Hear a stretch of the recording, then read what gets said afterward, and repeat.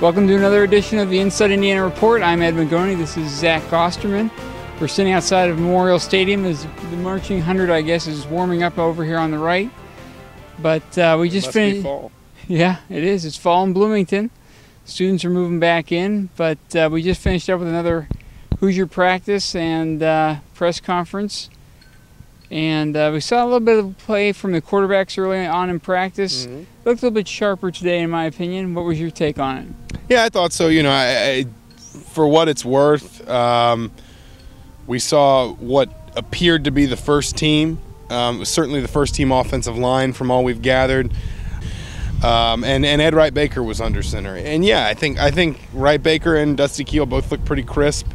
I think Kevin Wilson talked not to us, but to the IUHoosiers.com, the folks within the department. They do their own practice report, and after the Saturday scrimmage, which we weren't allowed into, but he said that he told them that he's it's going to start moving away from installation and moving toward what he called polishing, as they sort of get closer and closer to game week. And I think maybe we saw a little bit of that, a little bit more polish, a little bit more comfort, if you will. And we didn't see a heck of a lot, but what we saw, I thought certainly did look about as good as probably anything we've seen so far this camp.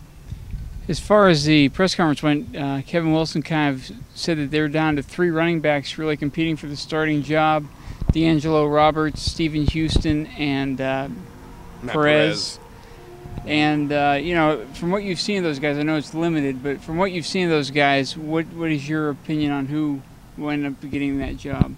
Yeah, I think Matt Perez is a guy who's really worked his way into that conversation. It seemed like he was kind of in the conversation, but maybe in sort of a second tier, if you will, even a week ago.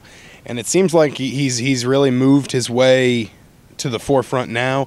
I like D'Angelo Roberts too. I like sort of his elusiveness. I might have said this on practice reports or on some of the reports we've done before, but I think the way it was once described to me is that he's the kind of running back that can turn a 2-yard loss into a 3-yard gain, or a 2-yard loss into a 2-yard gain. He just kind of has that elusiveness and that ability to always be moving forward. It seems like he's put on good size.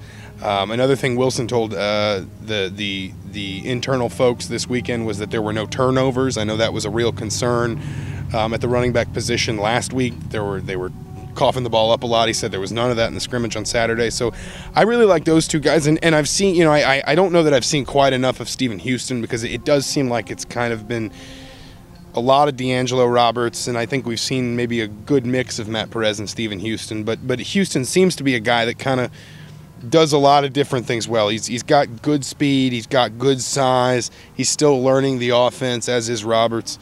But I don't know who I would put in there. I think I'd like to see, we're going to see a full practice on Thursday night. I'd like to see that before I make any sort of judgment there. But, I think if it's Perez and Roberts, I think I've seen some really good things out of both of them this camp. Another interesting tidbit from the press conference was that Kevin Wilson mentioned how impressed he's been with Will Maddie's play in practice, and he actually had some very positive things to say about Will Maddie. I mean, he's good.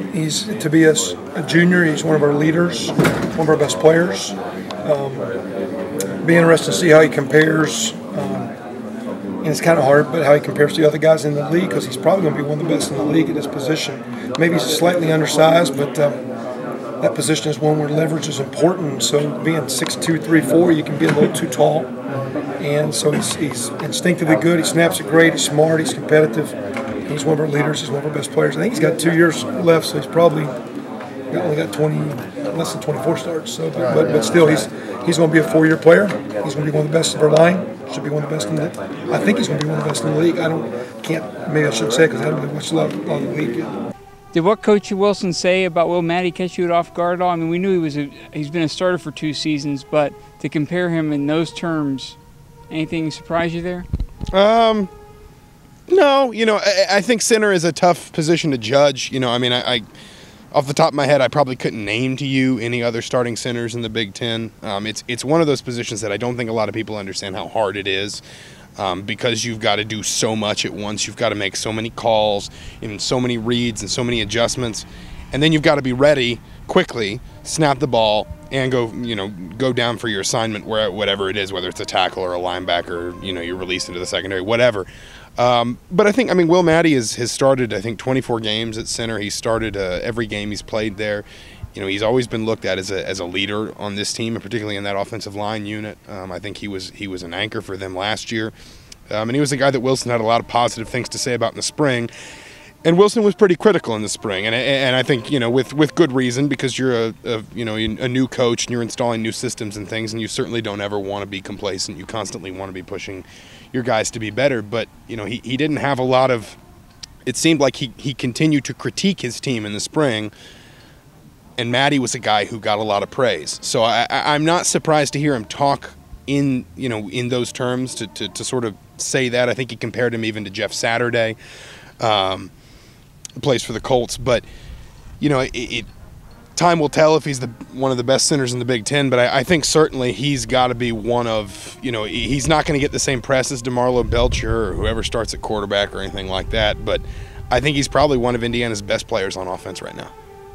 Before we wrap it up here today, I also want to throw it to Zach here for a second about a couple of basketball items. Indiana had new offer extended to a 5-star player, and our updated rankings are being released. Mm-hmm. Care to comment on either of those?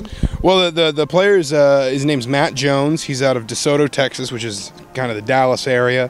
Number 18 player in the 2013 class. Really smooth shooter, really good three-point shooter.